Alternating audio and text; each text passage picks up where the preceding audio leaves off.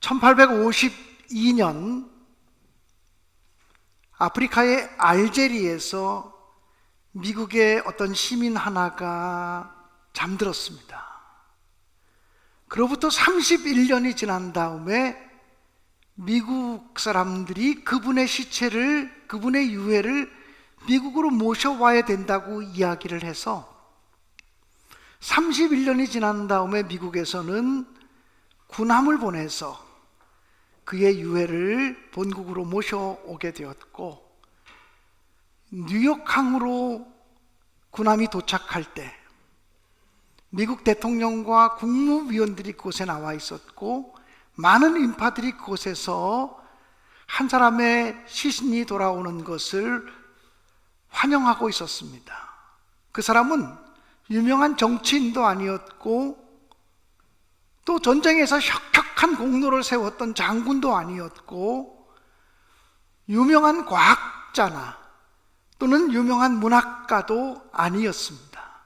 그저 평범한 시민이었는데, 그의 유해가 본국으로 돌아올 때 대통령과 국무위원들이 마중 나갔고, 예포가 울려 퍼지고 군악대의 팡파레가 울려 퍼졌습니다. 그것은 오직 그 사람이 가수로서 노래를 작사했는데 그가 작사한 노래 한 곡 때문이었습니다. 홈 스위트 홈이라고 하는 노래인데요, 우리나라에서도 즐거운 나의 집이라고 하는 그런 곡으로 번안이 되었습니다. 여러분 잘 알 겁니다. 즐거운 곳에서는 날 오라 하여도 내 쉴 곳은 작은 집 내 집뿐이리. 이렇게 이어지는 노래들을 여러분도 불러보셨을 것이고, 이 노래를 한 번도 들어보지 않았던 사람이 없을 정도로 유명한 노래입니다. 그의 시체가, 그의 유해가 뉴욕항으로 들어올 때 미국의 21대 대통령이었던 체스터 대통령은 이런 이야기를 했습니다.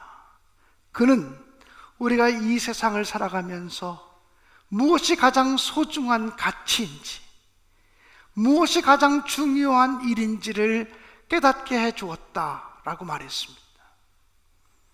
미국의 21대 체스터 대통령이 연설한 것처럼 우리가 이 세상을 살아가는 동안 소중한 가치, 무엇이 가장 소중한 것인지 알게 해주었다 그랬는데, 그것이 바로 무엇이겠습니까? 그것이 바로 가정입니다. 가정이라고 하는 것은 하나님의 작품입니다. 그리고 하나님에 의해서 가족이 탄생되었습니다. 오늘 성경 본문의 말씀은 인류 최초로 한 남자와 한 여자가 만나는 장면이 기록되어져 있습니다. 그리고 인류 최초로 한 여자가 하나님에 이끌려서 신랑 앞으로 행진하는 모습이 기록되어져 있습니다.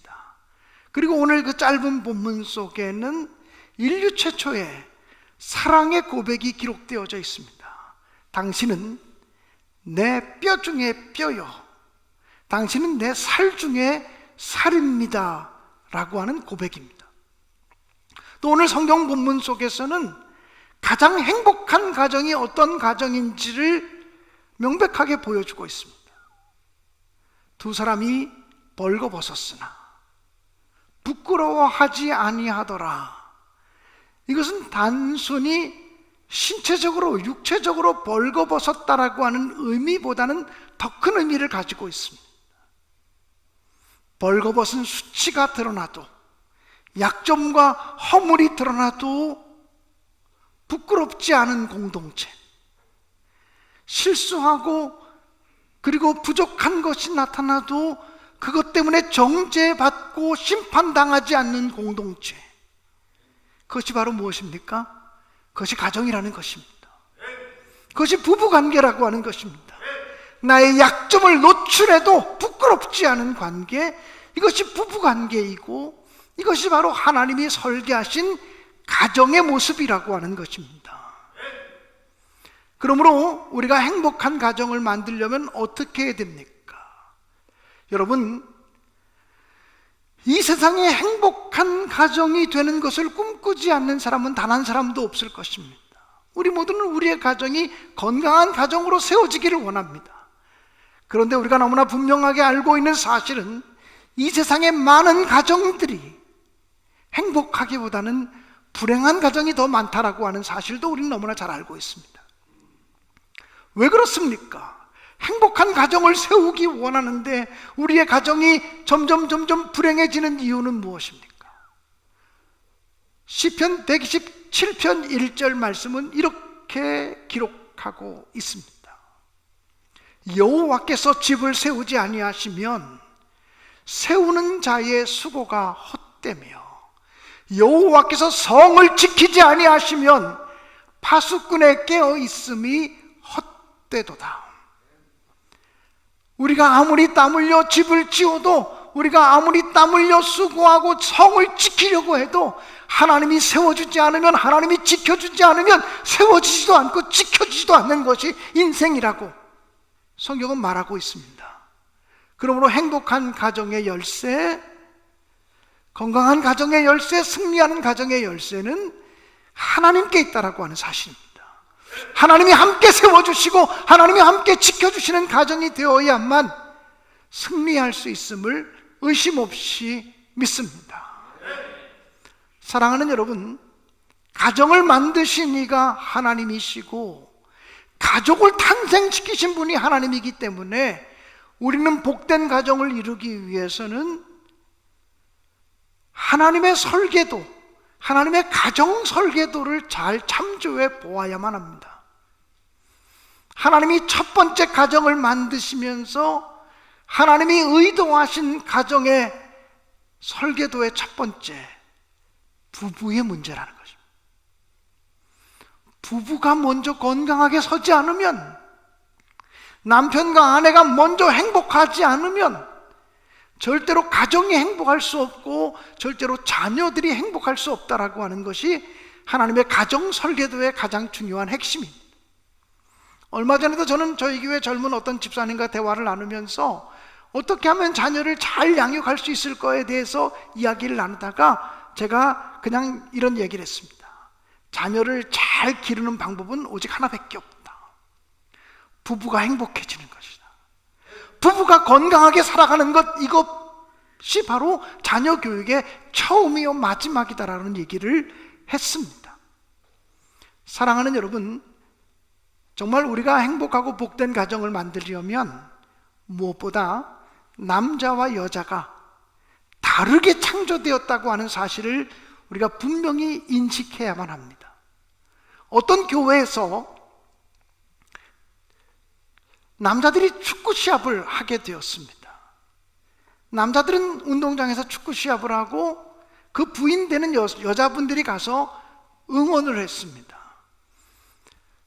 축구 경기가 막 열심히 진행돼서 과열되고 있었는데 멀리서 공이 날아오니까 김 집사님이라고 하는 분이 멋지게 붕 떠서 헤딩을 했는데 그만 머리로 공을 받지 못하고 공이 정면으로 얼굴에 맞게 되었습니다.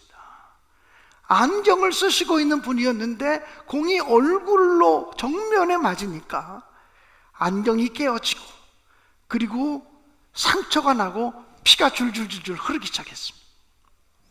더 이상 그분이 운동할 수 없죠. 남자들의 반응이 어땠는지 아십니까? 아이고 칠칠치 못하게 그걸 머리로 받지 얼굴로 받아. 김 집사 빠지고 이 집사 들어와. 김 집사 빼! 이 집사 들어와. 그리고 운동을 계속하는 겁니다. 이것 때문에 구경하고 있던 여자들이 남자들에 대해서 대단히 상처를 받았습니다. 아니 축구가 뭐가 그렇게 대단하길래, 축구가 뭐가 그렇게 중요해서 지금 국가 대표들이 경기하는 것도 아니고 무슨 뭐 메달 놓고 싸우는 것도 아니고 친선 경기하면서 친하자고 경기하면서 아니 김 집사님이 다쳐가지고 안경이 깨지고 피가 나고 그러면 축구를 중단하고 우리 병원 가자 그러고 그래야 되는 거 아니냐. 김 집사 빠지고 이 집사 들어와. 여자들이 다 남자들에 대해서 상처를 받았다는 거죠. 여러분, 왜 그렇습니까? 하나님이 그렇게 창조하셨습니다. 남자들은 일 중심적으로, 여자들은 사람 중심적으로 문제를 바라보도록 창조하셨다라고 하는 사실입니다. 남자들은 백화점에 무엇을 사러 가면 5층에 물건을 산다 그러면 5층으로 쏜살같이 올라가서 쇼핑하고 내려옵니다. 근데 여자들은요, 5층에 물건을 사야 되는데 지하부터 전층을 돌면서 쇼핑을 해야 됩니다. 여러분, 쇼핑과 쇼핑 사이의 차이점을 아십니까? 이것 때문에 부부끼리 다투지 않은 가정은 단 한 가정도 없을 것입니다. 남자와 여자가 이렇게 다르게 창조되었다라고 하는 것입니다. 남자들은 전화를 해도 정보를 알려주거나 정보를 교환하기 위해서 전화를 합니다. 그래서 남자들은 집에 왔니? 그럼 됐어. 그리고 끊습니다. 퇴원했어? 퇴원하셨네요? 수고하셨어요? 그러면 끊습니다. 여자들은 정보 교환을 위해서 전화하지 않습니다. 전화를 통해서도 감정이 만져지기를 원하는 마음들을 가지고 있습니다.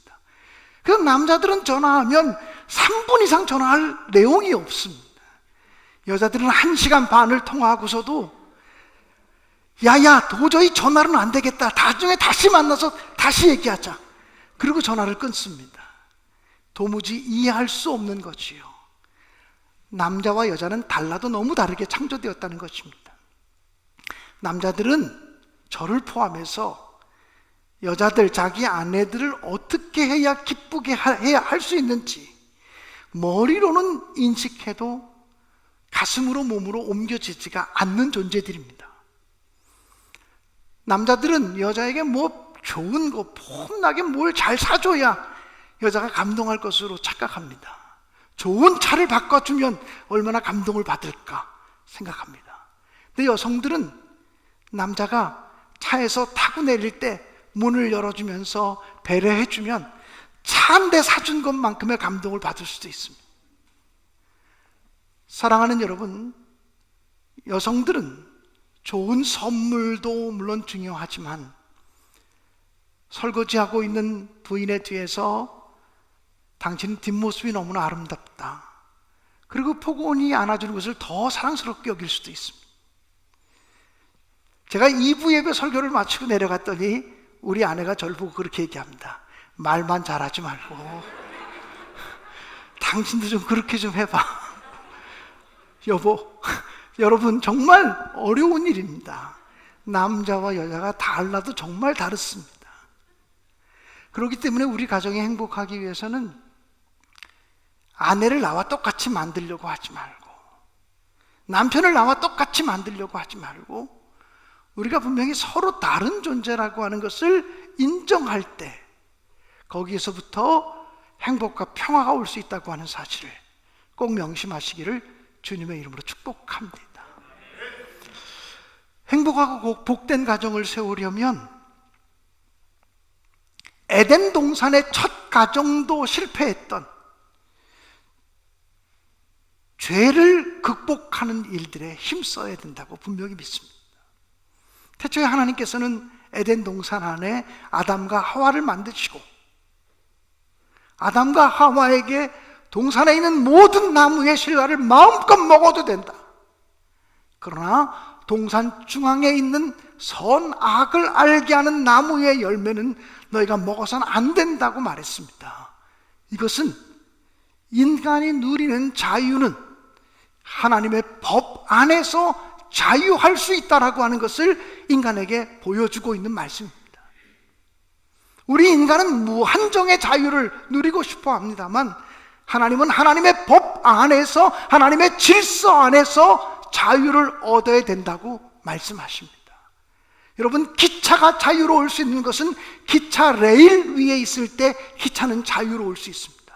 기차가 나는 맨날 왜 이 기차 레일 위를 달려가야 되나? 나는 자유로울 거야. 그리고 기차 레일을 탈선하는 순간 기차는 자유로워지는 것이 아니라 매우 부자유로워지고 쇳덩어리, 고철로 변할 수밖에 없다라고 하는 사실입니다. 여러분, 나무가 자유로울 수 있는 것은 그 뿌리가 땅에 뿌리 박혀 있을 때만 자유로울 수 있습니다. 만약 나무가 나는 맨날 이렇게 한 구석에 박혀서 이러고 살아야 되나? 너무 답답해. 그리고 나무가 오 자유를 외치며 뿌리가 밖으로 나오게 되면 자유로운 것이 아니라 죽음이 기다리고 있는 것입니다. 물고기가 자유로운 것은 하나님이 정해놓은 물 속에 있을 때 자유로운 것입니다. 나는 맨날 왜 물 속에 있어야 되느냐? 나는 자유롭고 싶어. 그러면서 물 밖으로 뛰쳐나오는 순간 자유가 아니라 죽음이 기다리고 있는 것입니다. 사랑하는 여러분, 우리가 우리의 가정이 자유로울 수 있고 평화로울 수 있고 은혜로울 수 있는 것은 하나님의 말씀 안에 있을 때만 자유로울 수 있습니다. 하나님의 법 안에, 하나님의 뜻 안에, 하나님의 음성에 순종할 때만 진정한 평안과 자유와 복을 누릴 수 있음을 분명히 믿게 되시기를 주님의 이름으로 축원합니다. 사단이 뱀의 모습으로 아담과 하와를 유혹했습니다. 하나님이 동산 중앙에 있는 선악과 열매를 먹지 말라 그랬지, 네가 그것을 먹기만 하면, 따먹기만 하면 너의 눈이 밝아져서 하나님처럼 될 거야. 태초의 인간이었던 아담과 하와는 그 열매를 먹으면 하나님처럼 될 수 있다고 하는 말에 현혹되었습니다. 내가 내 삶의 주인 되고 내가 내 삶의 하나님이 되어서 내가 마음껏 결단하고 마음껏 모든 것을 행하고 싶은 욕심이 생겼습니다. 그래서 아담과 하와는 하나님의 말씀을 저버리고 하나님의 뜻에 순종하는 것을 저버리고 사단의 유혹에 걸려 넘어갔습니다. 그리고 선악과 열매를 따먹었습니다. 선악과 열매를 따먹은 것은 내가 하나님처럼 되고 싶다는 인간의 교만과 하나님의 말씀에 불순종해도 평화로울 수 있다고 하는 인간의 거만함 때문이었습니다. 죄를 짓고 난 인간에게 찾아온 첫 번째 감정은 두려움이었습니다. 두려움은 하나님이 창조하신 감정이 아니었습니다. 죄를 짓고 나니까 인간의 마음속에 두려움이 찾아왔습니다. 죄를 짓고 난 인간에게 찾아왔던 또 다른 변화는 수치심이었습니다. 하나님은 인간에게 수치심을 주려고 하지 않습니다. 연약함과 부족함과 허물이 드러나도 에덴 동산은 하나님의 사랑으로 덮어지는 곳이었고, 실수와 허물이 드러나도 하나님의 사랑으로 감싸지도록 하기 위해서 하나님은 가정을 창조하셨고 가족을 탄생시킨 것이었습니다. 그런데 죄를 짓고 나니까 수치심이 찾아왔습니다. 그래서 몸을 감싸고 숨기고 감추려고 하는 마음이 생겨졌습니다. 인간이 죄를 짓고 나니까 찾아왔던 또 하나의 변화는 책임 전가입니다. 하나님께서 아담에게 왜 내가 너에게 따먹지 말라고 한 선악과 열매를 따먹었냐라고 말할 때 아담은 항변합니다. 내가 따먹고 싶어서 따먹은 게 아닙니다. 하나님이 나에게 만들어서 이끌어주신 그 여자가 나로 먹게 하였기 때문에 먹은 것입니다. 여자 때문에 그랬다는 것입니다. 하나님이 그 여자를 괜히 나에게 데리고 오셔서 그렇게 만들었다고, 하나님 때문에 그렇다고 책임을 여자에게로, 하나님께로 전가시켜버려. 하와도, 여성도 하나님이 하와에 내가 왜 선악과 열매를 따먹었느냐라고 하는 책망을 받을 때 단 한마디도 하나님 제가 잘못했습니다, 하나님 저의 잘못을 용서하옵소서라고 그렇게 반응하지 않았습니다. 뱀 때문에 그렇게 되었다고 뱀에게 책임을 전가했습니다. 죄 지은 인간은 두려움의 노예가 되었습니다. 죄 지은 인간은 수치심의 노예가 되었습니다. 죄 지은 인간은 책임을 전가하며 책임적인 존재로 삶을 살아가지 못하는 연약한 인간들이 되어버리고 말았습니다. 사랑하는 여러분, 에덴 동산에서도 죄를 극복하지 못해서 결국 인간은 에덴 동산을 잃어버리고 말았습니다. 행복하고 복된 가정을 이루려면 하나님의 뜻 안에, 하나님의 말씀 안에 거해야만 합니다. 요즘 새벽마다 잠언의 말씀으로 설교하고 잠언의 말씀을 큐티하고 묵상하고 있습니다. 잠언에서 가장 강조하는 것은 하나님의 지혜입니다. 하나님의 지혜는 하나님의 율법, 하나님의 말씀, 하나님의 법이라고 하는 사실을 강조합니다. 그리고 잠언에서는 우리 인간들로 하여금 죄에 빠지게 하는 세력을 음녀라고 표현하고 있습니다.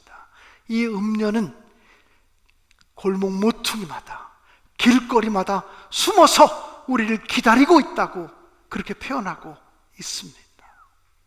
지난 주간에 잠언 6장의 말씀을 묵상하다가 너무나 큰 은혜를 받았습니다.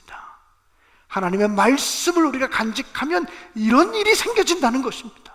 잠언 6장 22절은 이렇게 기록하고 있습니다. 같이 한번 읽어볼까요? 시작. 그것이 내가 다닐 때에 너를 인도하며 내가 잘 때에 너를 보호하며 내가 깰 때에 너와 더불어 말하리니. 다시 한번 말씀을 보십시오. 그것은 이게 뭐냐면 말씀입니다. 하나님의 말씀이 내가 다닐 때에 너를 인도할 것이다. 그리고 하나님의 말씀이 내가 잠잘 때에는 너를 보호해 줄 것이다. 하나님의 말씀이 내가 깰 때에는 너와 더불어 말해 줄 것이다. 무슨 말을 해야 될지 걱정하느냐? 하나님의 말씀이 너와 함께 말해줄 것이고 하나님의 말씀이 너를 인도할 것이고 하나님의 말씀이 내가 잠들었을 때 너를 지켜줄 것이라고 이렇게 표현하고 있는 말씀입니다. 잠언을 수십 번 읽었는데 야, 잠언에 이렇게 귀한 말씀이 숨겨져 있었구나. 마치 보화를 캐내는 심정으로 너무나 기쁘고 감사했던 말씀이었습니다. 사랑하는 여러분, 우리의 가정, 죄로부터 우리의 가정을 지키지 않는 한 평화가 없습니다. 기쁨이 없습니다. 사탄은 지금도 우는 사자와 같이 두루다니며 우리 가정을 죄에 빠지게 만듭니다. 우리 가정이 영적으로 병들도록 만들어 놓습니다. 가정이 무너지면 믿음이 무너질 가능성이 매우 높습니다. 곧잘 신앙생활하던 사람도 가정이 무너지면 믿음 지키는 것이 쉽지 않습니다. 충성, 봉사, 헌신하는 사람도 가정이 무너지면 열심 있게 헌신하는 것에서 미끄러질 가능성이 매우 높습니다. 사랑하는 여러분, 우리는 가정을 지킬 힘이 없습니다. 근데 원리는 분명합니다. 하나님 말씀에 순종하고 하나님 말씀을 앞장세우며 살아가는 방법밖에 없다. 우리는 죄에 대해서 노출되어진 사람이지만 신약시대를 살아가는 우리들에게는 십자가 예수 그리스도의 보혈의 공로가 우리를 죄로부터 자유케 한다는 믿음을 분명히 갖고 당당하시기를 주님의 이름으로 축원드립니다. 그리고 죄에 대한 경각심을 가지고 그 천하의 다윗 왕도 죄의 유혹에 넘어가 버리지 않았습니까? 우리가 죄의 장사가 없다고 하는 사실을 기억하면서 우리 생애가 마치는 날까지 죄에 대해서 경각심을 가지고 말씀으로 자신을 지켜가는 하나님께 순종하는 믿음의 사람이 되기로 결단하며 교만하면 패망한다라고 하는 사실을 알고서 되지도 않았으면서 다 된 것처럼 착각하지 말고 겸손하게 주님의 뜻을 묻는 저와 여러분이 되어질 수 있기를 주님의 이름으로 축원드립니다. 우리의 가정이 건강하고 행복한 가정으로 세워지려면 우리의 가정이 하나님의 성전 되어야 합니다. 가정의 성전화, 이것만이 우리의 가정을 행복한 가정으로 만들 수 있습니다. 우리의 가정이 하나님의 성전이 되어진다는 것은 가정의 중심에 하나님이 서는 것입니다. 가정의 중심에 하나님의 말씀이 세워지는 것입니다. 가정의 예배가 있고 찬양이 있고 기도가 있는 것입니다. 사랑이 있고 섬김이 있고 축복의 언어가 넘치는 것을 의미합니다. 사랑하는 여러분, 가출한 청소년들이 너무도 많습니다. 그 가출한 청소년들에게 왜 가출했느냐고 물으면 거의 대부분의 청소년들이 똑같은 말을 합니다. 집이 갑갑해서 견딜 수가 없다고. 집에만 들어오면 답답해서 견딜 수가 없다고. 집이 얼마나 좁길래 그렇게 답답하냐고 물어보면 집이 60평, 70평 아파트에 사는 친구인데 집에만 오면 집이 답답해서 감옥 같아서 견딜 수가 없다고 얘기합니다. 왜 그렇습니까? 원래 가정이라고 하는 것은 피곤함을 치유하는 공간, 상처와 아픔이 치유되어지는 자리, 실수와 약점과 허물도 용납되는 자리. 그래서 세상에선 힘들고 어려워도 가정에 들어오면 하나님이 만드신 작은 천국이기 때문에 이곳에서 평안을 누릴 수 있도록 하는 것, 이 가정을 통해서 회복되도록 하는 것이 하나님의 뜻이었다는 것. 그런데 우리의 가정이 어떻습니까? 자녀들이 천국이 어떤 곳이에요? 라고 묻는다면 우리 가정과 같은 곳이 천국이란다, 우리 집과 같은 곳이 천국이란다, 이렇게 얘기하실 수가 있겠습니까? 전 목사라도 그렇게 얘기할 수 없을 만큼 부끄럽습니다.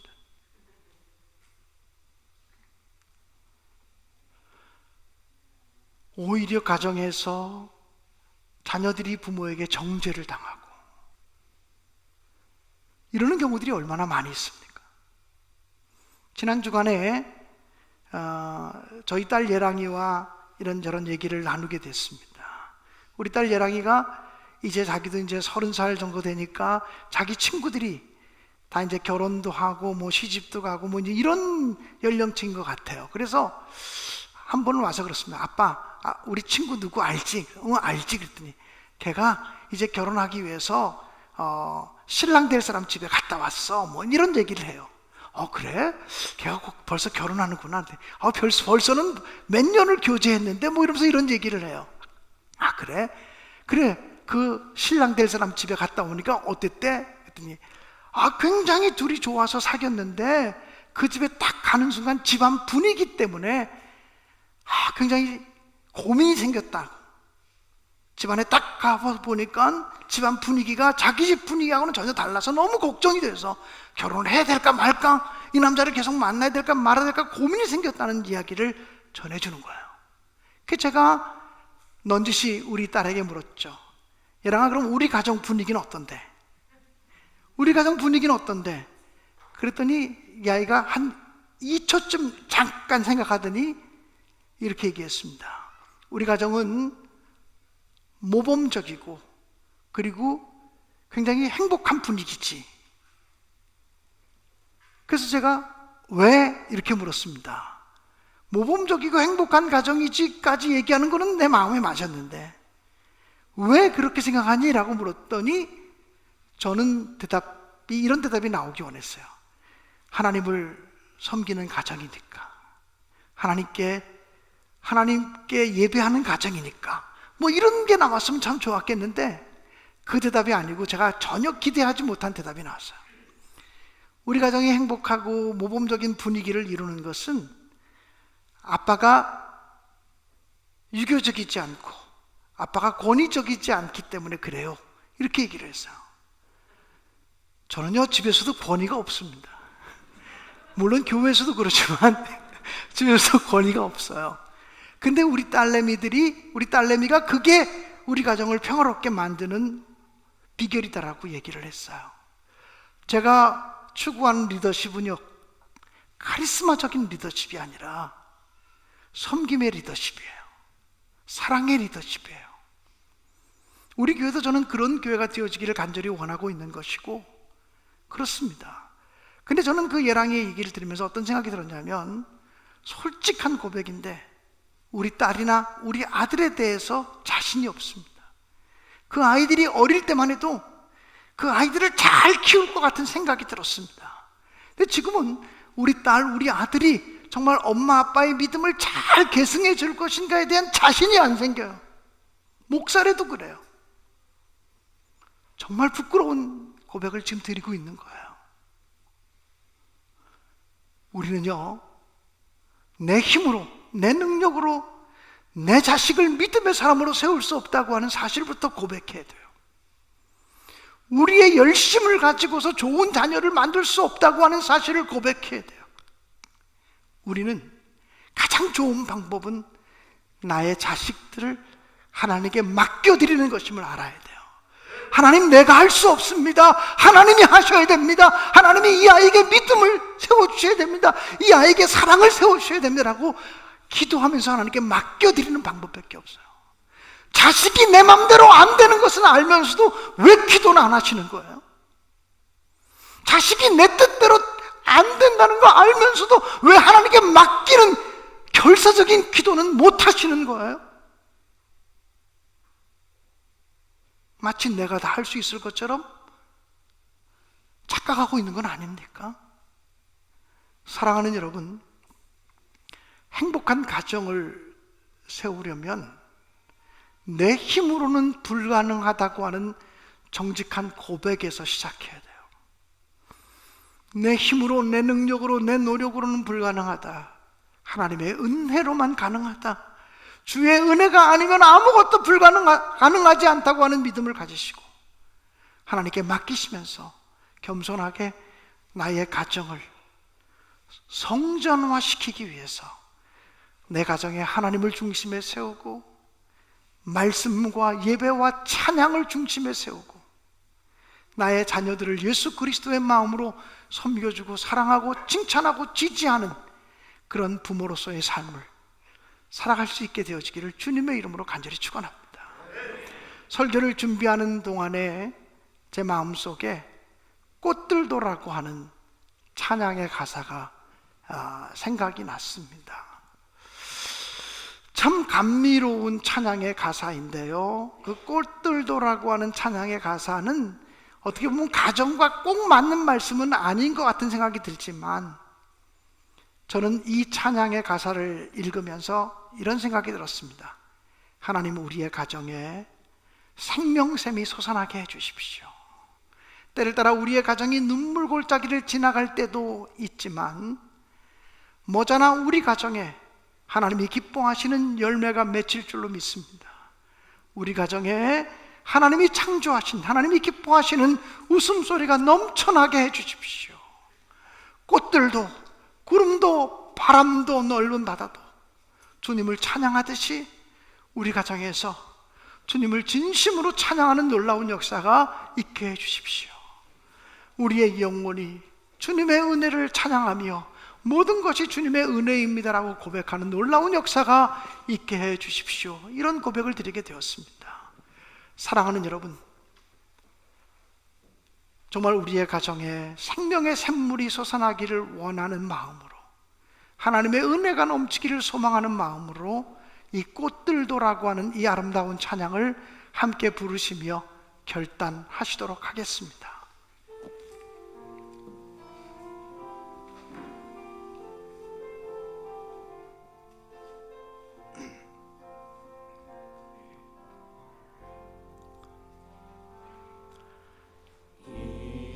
이곳에 생명샘 솟아나 눈물 골짝 지나갈 때에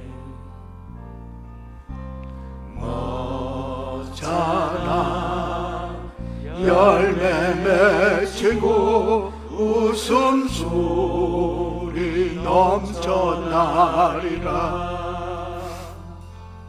꽃들도 구름도 바람도 넓은 바다도 찬양하라 찬양하라 예수를. 하늘을 울리며 노래해 나의 영혼아 은혜 예수 은혜 예수 은혜의 주 2절입니다. 그날에 하늘이 열리고 모든 이가 보게 되리라. 마침내 꽃들이 피고 영광의 주가 오시리라. 아멘.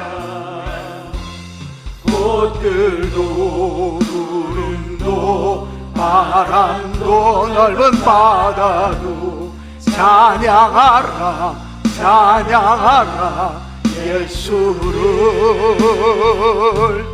하늘을 울리며 노래해 나의 영혼아.